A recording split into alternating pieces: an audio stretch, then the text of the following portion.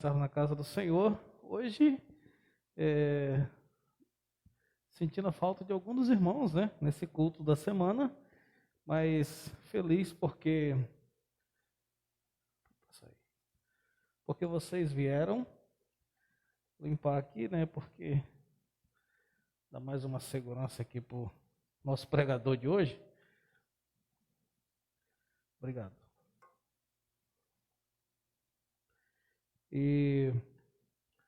Mas como eu vinha dizendo, o bom é que a gente pode encontrar os irmãos aqui nessa noite. Eu queria pedir ao pessoal do discipulado que vocês podem ir para a sala de vocês. Vai ser lá em cima, tá bom? No segundo piso. Vai ter aula para o pessoal que está fazendo discipulado hoje.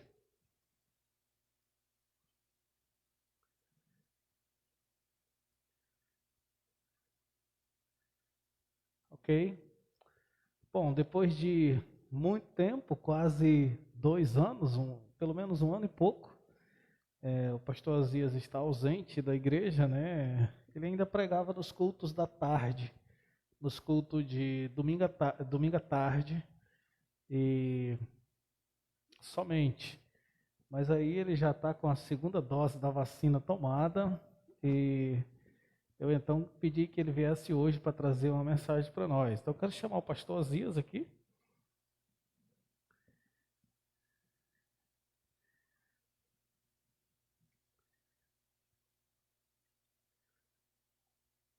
Pastor Azias então vai fazer uso da palavra nessa noite. Depois da pregação eu volto para trazer alguns avisos e encerrar.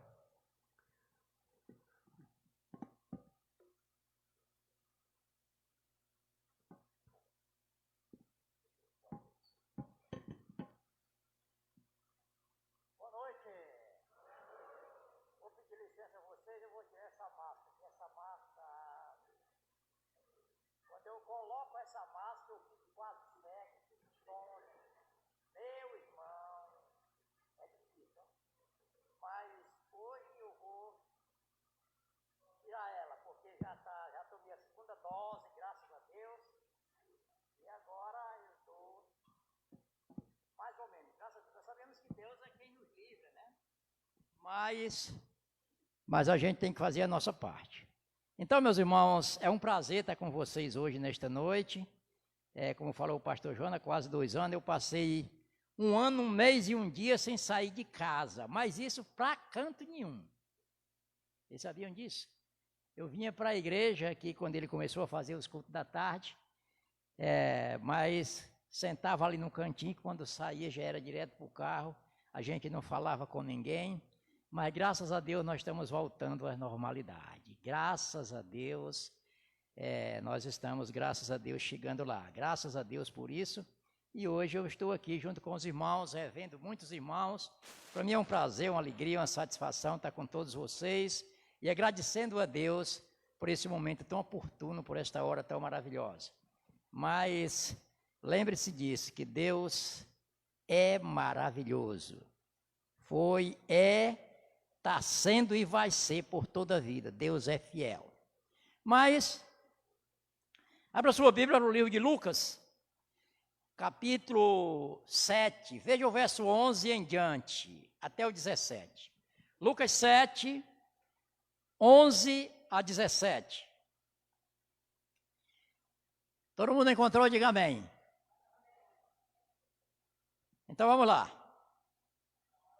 Lucas 7, 11 a 17 nos diz assim: Logo depois Jesus foi a uma cidade chamada Naim, e com ele ia muitos dos seus discípulos e uma grande multidão. Quando chegou perto da porta da cidade, levava um defunto, filho único de uma mãe que era viúva, e com ela ia uma grande multidão. Uma grande multidão da cidade. Vendo o Senhor, sentiu-se grande compaixão por ela. Ele disse: não chore. E chegando-se, tocou ao esquife e Parando os que levavam, disse-lhe: Jovem, a ti te digo, levanta-te. E o defunto, assentando-se, e começou a falar. E Jesus entregou a mãe dele. De sorte, e depois se aproximou o temor, e glorificavam a Deus, dizendo: Um grande profeta se levantou entre nós, e Deus visitou o seu povo. E corria dele esta fama por toda a Judéia e por toda a região circunvizinha. Nosso Deus, nós te damos graça nesta noite, por este dia de paz e de felicidade que o Senhor nos deu, por esta noite tão maravilhosa que o Senhor nos tem dado, por esse momento tão precioso que nós aqui, Senhor, agradecemos porque o Senhor permitiu que acontecesse esta hora, esse momento, de estarmos na tua casa, de prestarmos louvores a ti, de cultuarmos a tua santa pessoa que és merecedor. Obrigado por esse momento, obrigado por esse dia, obrigado por esta noite, obrigado por ouvir as nossas orações e os nossos pedidos, Senhor. Nós sabemos que não temos merecimento, mas é pelo teu perfeito e grandioso amor. É pela tua bondade, é pela tua graça que nos alcançou. E nós estamos felizes com tudo que o Senhor tem agido em nossas vidas. Muito obrigado, Senhor, nós te agradecemos. Eu te oro por esta igreja, peço por cada membro da mesma, peço pela direção dessa igreja, pelos pastores, peço, Senhor nosso Deus, por toda a membrazia desta igreja. Ó Deus querido, nós te oramos e te pedimos, por aqueles que aqui estão, por aqueles que não puderam chegar, mas o Senhor visite a cada um nesse instante. Esteja presente, Deus, com cada um de nós. Muito obrigado, Deus, por esse dia, por esta hora. Eu quero te agradecer em teu nome santo. Dou-te graça, Jesus, por tudo. Amém. Meus irmãos, nós vejamos aqui uma coisa que eu coloquei o título desse devocional, Quando Deus visita o seu povo. Aí vamos ver aqui, dentro desses poucos versículos, o que acontece quando Deus visita o seu povo. Nós percebemos que aqui nos versículos anteriores, do mesmo capítulo 7, nós encontramos que Jesus havia feito um grande milagre na cidade de Cafarnaum, quando ele cura o servo daquele centurião romano, né? Centurião significa aquele homem que cuidava de 100 soldados, né? Então, e aquela grande multidão acompanhou ele. A Bíblia diz que os seus discípulos acompanhavam, que era costume, né? Mas também diz que uma grande multidão daquela cidade, daquele lugar, daquela região, acompanhou Jesus Cristo. Porque eles estavam vendo o que acontecia, os feitos, o procedimento que Jesus, o que Jesus agia por onde ele passava, aonde ele visitava. E aquelas pessoas que criam nele, que acreditavam na sua palavra, que acreditavam na sua pessoa, então era realizado, era feito. Acontecia aquelas bênçãos na vida de cada uma pessoa. Por isso diz aqui no verso 1, no verso 11, diz que logo depois Jesus foi a uma cidade. Logo depois de quê? Depois de ter acontecido o grande milagre. Depois de ter acontecido aquela bênção naquela cidade, naquela casa, no servo do centurião romano. Diz que depois, diz aqui no verso 11, que aí depois de ter acontecido esse fato, de ter acontecido este milagre, esta maravilhosa bênção, Jesus dá continuidade à sua missão.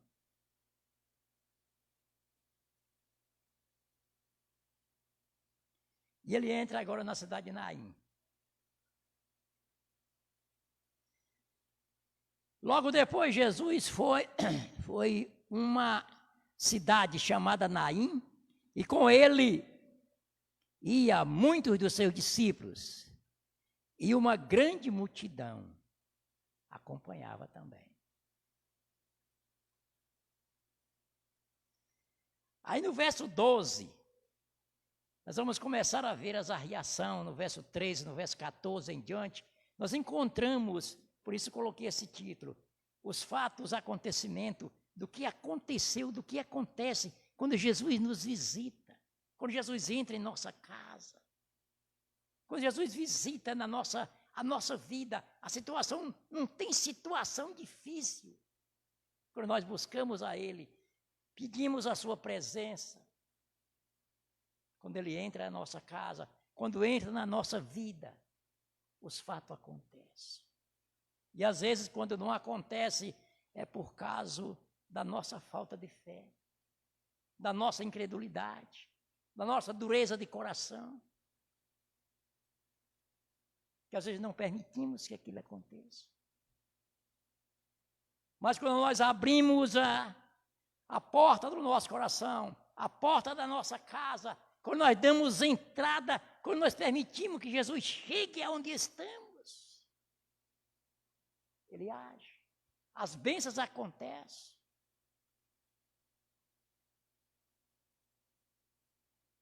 Quando Jesus visita o seu povo, quando Ele visita a nossa casa. Vamos ver o verso 12. E quando chegou perto da porta da cidade, levavam um defunto, filho único de uma mãe que era viúva. E com ela ia uma grande multidão da cidade.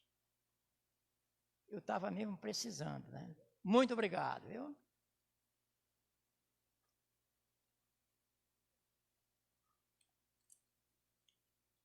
E agora aqui se encontra dois grupos. Esse grupo que vem com Jesus se encontra com um grupo que vai chegando na cidade e esse outro que vai saindo. E veja a diferença. O grupo que vai chegando é um grupo de muita alegria, de muito prazer, de muito regozijo, porque eles iam acompanhando Jesus e estavam cientes do que havia acontecido há poucos tempos, talvez há poucas horas atrás. O grande milagre que ele havia feito, curado o servo do centurião romano, na cidade de Cafarnaum. Agora ele entra na cidade de Naim. Mas o povo que iam saindo também disse que era uma grande multidão, que acompanhavam aquela viúva, mãe de um único filho. Talvez quantas alegrias aquela mulher não teve no dia do casamento, né? O tempo que passou com o seu esposo, o nascimento do seu filho. Mas a morte ceifou o seu esposo. Deixou ela com um filho único. E era a esperança da sua pessoa. Era a única pessoa que estava com ela. Diz a Bíblia que ele era filho único de uma viúva. Aquele filho, com toda certeza, muito querido. Mas a morte ceifa o seu filho. E a Bíblia diz que era um rapaz.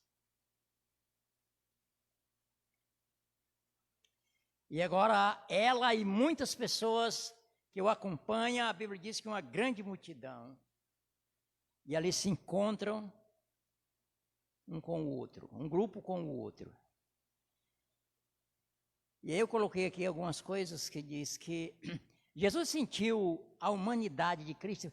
Jesus era aquela pessoa que por onde ele passava, ou por onde ele passa, tá ainda nos tempos de hoje, é uma grande multidão. Existe alegria, muita gente acompanha, muita gente toma conhecimento do procedimento, dos feitos que acontecem na vida, na casa daquelas pessoas onde Jesus visita, onde dão oportunidade, onde dão liberdade.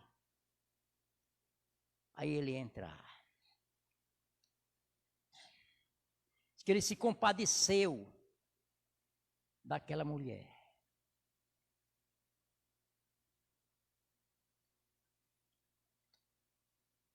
Compadeceu-se daquela mulher.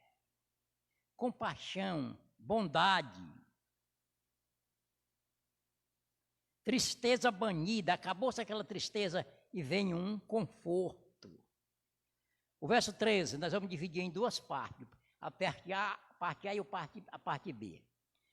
Vendo o Senhor Jesus, vendo o Senhor Jesus Cristo, vendo o Senhor, sentiu-se grande compaixão por ela. Vamos parar aqui.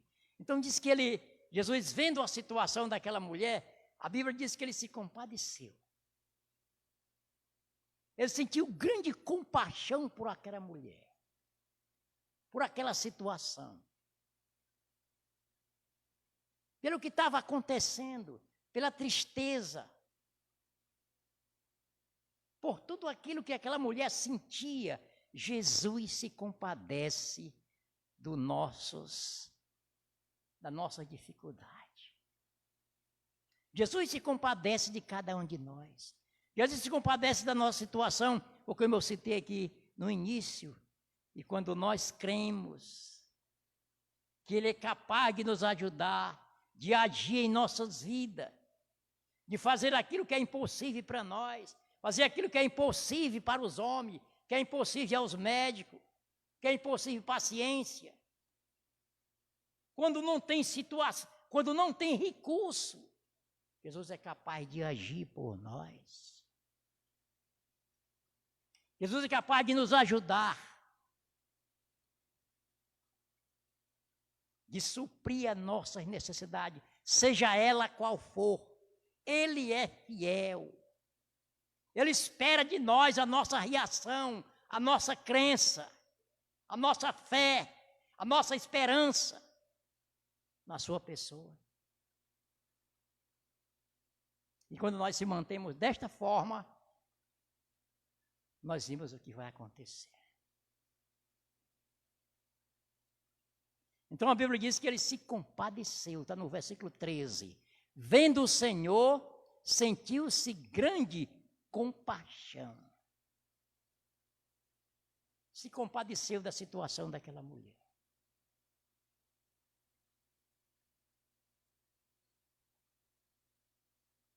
E sabe o que aconteceu? Diz que naquela mesma hora foi banida aquela dor. Tristeza banida, isso foi que eu coloquei. Veio o consolo. Veio o restante do verso 13. Vendo o Senhor, sentiu-se grande compaixão. Foi o que nós vimos, né? Agora o restante. Por ela, ele disse, não chore. Acabou a tristeza. Estou aqui. Passou tudo. Foi banido aquela história. Foi banida aquela dor. Foi esquecido aquela tragédia. Não chore. Consolo. Palavra do Senhor Jesus Cristo. Ele está dizendo isso para mim e para você no nosso dia de hoje. Nós estamos num momento tão difícil como outro dia eu assisti. Aquele médico, o ministro da Saúde, disse: não tem ninguém em parte nenhuma do mundo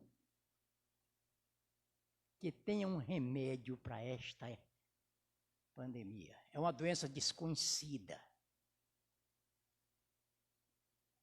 Não existe ninguém, ele disse, ninguém no mundo. Só Cristo é capaz. E mais ninguém. Vamos manter a nossa esperança na pessoa de Jesus Cristo. Fazer como essa mulher. Quando ele disse, não chore. Quando ele está dizendo para nós, não se desespere. Não entristeça. Não abaixe a cabeça. Não perca a sua fé. Não perca a sua comunhão. Não perca a sua crença. Não perca a sua esperança. Ele tem a solução. Tudo está nas mãos do Senhor. Tudo está, Ele tem o poder em suas mãos e Ele pode agir. Vai depender unicamente de crermos.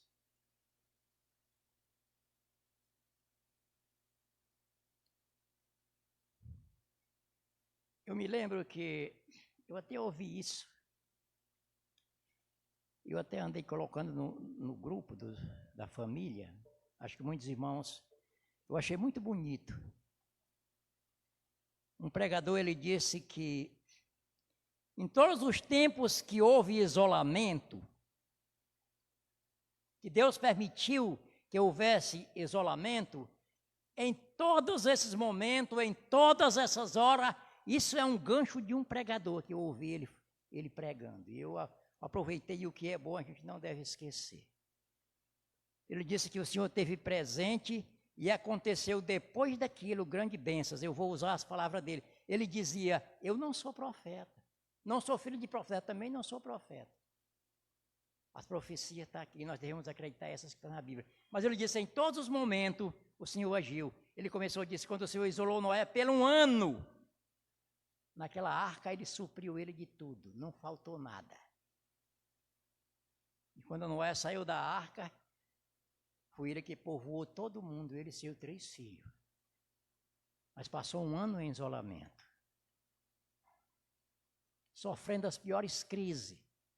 O grito, o esturro dos animais, o grito dos macacos, o cocô dos animais, porque aquela arca era de madeira e eu acredito que passava aquele fedor. E ia onde ele estava.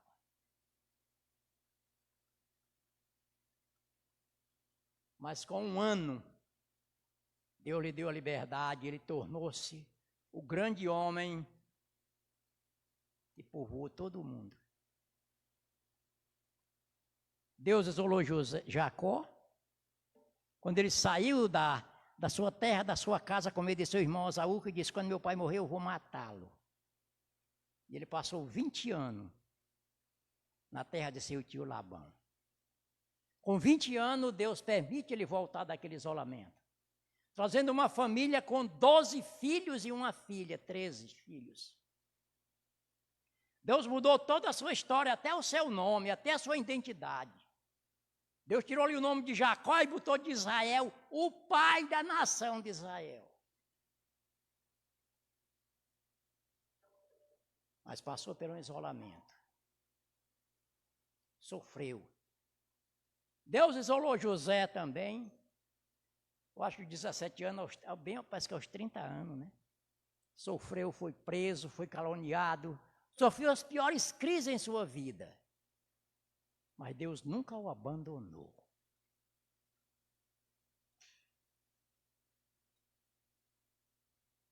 Depois Deus leva ele e torna-se o governador do Egito. Não só do Egito, mas de todo o mundo. Por 7 anos o mundo estava em suas mãos. Deus tem o controle de tudo, irmão.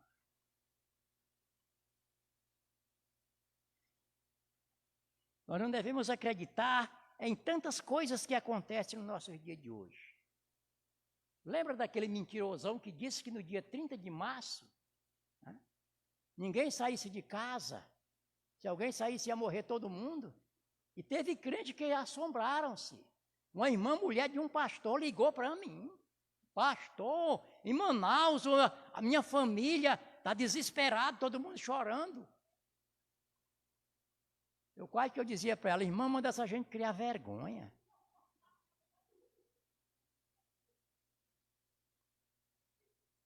Mas você não lia a Bíblia, não, irmão? Aconteceu alguma coisa? Nada. Mentira, irmão. A Bíblia diz que para o fim dos tempos, Jesus disse que haveria de aparecer falsos profetas, mentindo, que se possível enganaria os próprios escolhidos. E muitos caem. Não acredite em nada. Meu irmão, acredite na palavra de Deus. Creia na Bíblia. E o resto deixe ir embora.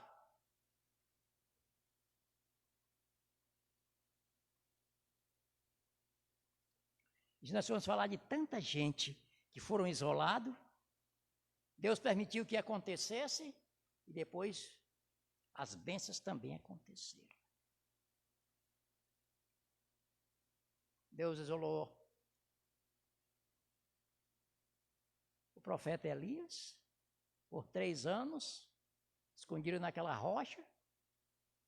Um pássaro levava carne e pão para ele durante a manhã e a tarde, e ele bebia água do riacho. E depois Deus levou ele para fazer vencer os 450 profetas de Baal. Depois ele mandou matar todos eles. Mas passou 3 anos no isolamento, escondido numa caverna.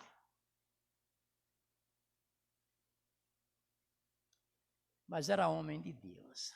Assim são 15, e eu não tenho tempo de falar em todas, mas essa é a verdade. Deus isolou Davi por 13 anos, também com medo do rei Saul.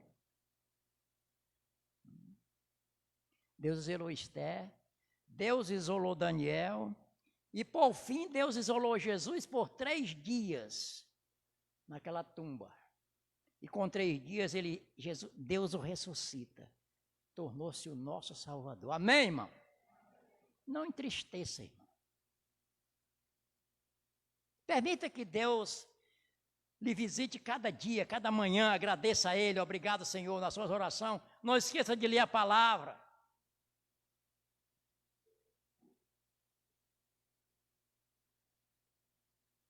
Deus está com cada um de nós. Deus não lhe desampara nunca. É a sua promessa. Quando Deus visita o seu povo, é o nosso assunto. O que aconteceu? Aquela viúva recebeu o seu filho de volta das mãos de Jesus Cristo.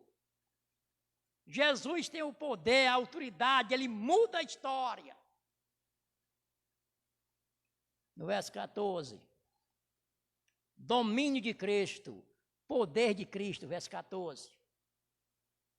Chegando-se, tocou ao esquife, e parou os que levavam e disse-lhe: jovem, a ti te digo, levanta-te. Poder de Jesus Cristo, poder de Deus, autoridade de Deus. Ninguém faz isso, só Jesus Cristo. Acredite na palavra de Deus. Jesus nos visita através da sua palavra a cada dia, a cada manhã, a cada hora, a cada instante. Não acredite em muitos e muitos ensinamentos, esse evangelho podre que é pregado por aí. Mentiras. Creia na palavra de Deus.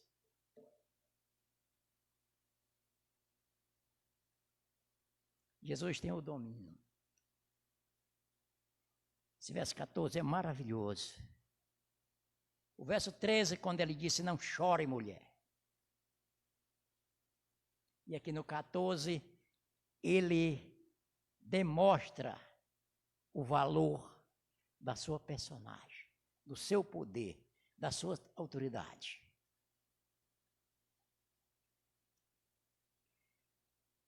O verso 15. Ressurreição do defunto, daquele que ia naquela caminhada,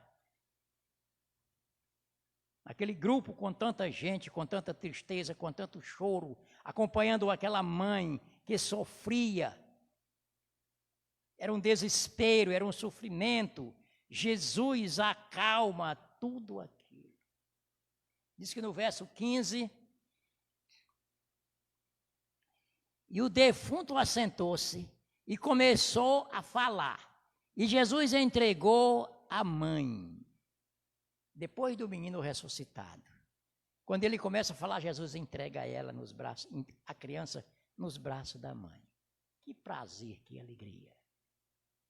Jesus está assistindo a cada um de nós, a nossa situação, o que está acontecendo no Brasil, o que está acontecendo em Cruzeiro do Sul, o que está acontecendo no mundo.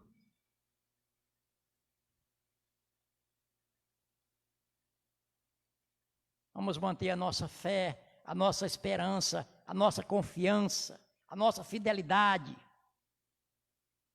na pessoa bendita de Jesus Cristo, na sua palavra, na sua igreja, nos ensinamentos que são dados pelos nossos pregadores. Nós temos na nossa igreja ótimos pastores, ótimos pregadores, graças a Deus por isso. Participe da obra, do trabalho de Deus em tudo.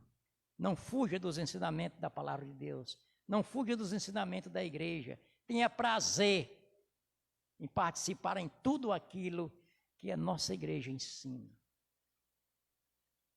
Que somos testemunha que são coisas verdadeiras. No verso 16. De todos se apoderou temor de todas as pessoas. Ficaram atemorizados com aquilo que viram. Glorificavam a Deus e dizia: um grande profeta levantou-se entre nós e Deus visitou o seu povo. Deus visitou o seu povo. Por isso eu coloquei esse título, quando Deus visita o seu povo. Diz que correu a fama por todo canto. E aqueles que acompanharam, tanto aqueles que vieram com Jesus, como aqueles que vinham com a mulher, tornou-se ali uma grande alegria, porque todo mundo contemplou as bênçãos de Deus. Meus irmãos, não vamos abaixar a cabeça. Porque Deus vai nos dar a vitória. Deus já nos deu a vitória. Deus já deu o grito da vitória. O poder está nas suas mãos. Está no versículo 14, né? E chegando-se, tocou ao esquife, parando aquela caminhada de todo mundo. E disse ao jovem: a ti te digo, levanta-te. O verso 17, para nós terminar. Correu dele esta fama por toda a Judéia e por toda a região circunvizinha. Todo mundo tomou conhecimento de tudo, porque houve fé na pessoa da mulher. E a gente vê que o próprio centurião e as pessoas que acompanhavam, os discípulos e muitas outras pessoas. Eu vi outro dia, eu escuto muitas mensagens, tanto nossos pregadores daqui de Cruzeiro do Sul, como também aí de fora, e leio muito a Bíblia. E aí eu tenho um pregador muito famoso, eu gosto muito dele. Tem 2 pregadores aí de fora que eu gosto muito desse homem. Outro dia ele disse uma coisa que eu fiquei olhando assim, eu digo, não, isso aí eu não concordo com o senhor, não. Ele disse que a igreja vai passar pela tribulação. Eu não acredito isso. Não pode ser. Porque a igreja foi comprada pelo sangue de Cristo. A igreja foi remida pelo sangue de Cristo. Jesus Cristo deu a sua vida pela igreja. Existe duas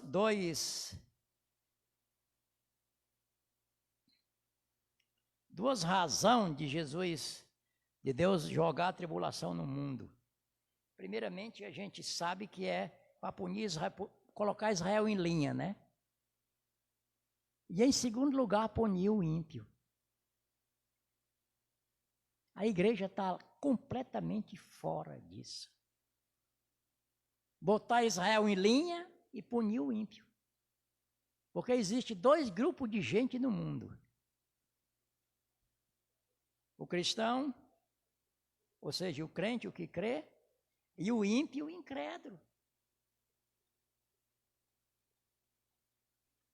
Jesus disse no Evangelho de João: aquele que ouve a minha palavra, crê naquele que me enviou, tem vida eterna, não entra em condenação, mas passou da morte para a vida.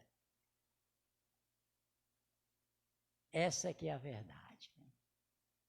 A igreja está comprada, remida pelo sangue de Cristo. Foi pago o preço. E ela não passa pela tribulação.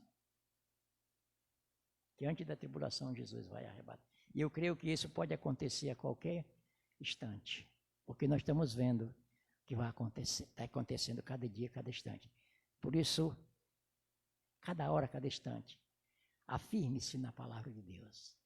Creia na palavra de Deus, acredite. Leia, acredite, aqui está a verdade. Amém? Pastor Jonas, até uma outra vez. Eu já fui, tomei as 2 doses, diz o pastor Hélio da Igreja Presbiteriana, disse: o senhor já virou jacaré, já está cascudo agora. Eu brinco muito com ele. E ele disse: o senhor já virou jacaré? Eu disse: eu também vou virar, já tomei a primeira dose e não senti nada. Graças a Deus. Obrigado, igreja. Obrigado, pastor João. Até outra vez. Obrigado, pastor Osias, pela exposição da palavra do Senhor. Vou encerrar a transmissão para o pessoal que está acompanhando pelo Facebook, lembrando que nós ainda não teremos culto nessa sexta, tá bom, gente? Eu ainda vou marcar a data do retorno do culto de sexta, mas não será ainda nessa sexta. Domingo de manhã e domingo à noite, o nosso culto, também domingo à tarde. Está encerrada a transmissão.